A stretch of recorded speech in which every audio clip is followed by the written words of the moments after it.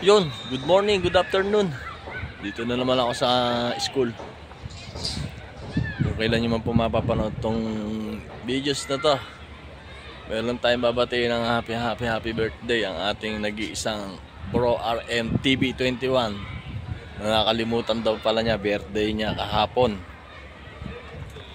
Pero talagang ganun. Oo, pagka tumatanda na talaga Bro RM, makakalimutin na. Pero madaming chicks yan si Bro RM TV, kaya na hindi tumatanda ang itsura niya, madaming chicks. Shout out mo na lang kami sa mga chicks mo, Bro RM TV 21. At sana maging masaya ka ngayong birthday mo at bigyan ka pa ng mahabang buhay at malusog na katawan.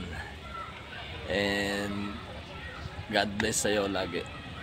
Dito lang din ako lagi para nakasupport sa'yo. Ibati naman si Bro RM TV 21 ng happy birthday. Happy birthday. 2 times a year. 2 times, 1 times lang, gago. Matanda na nga yung tao eh.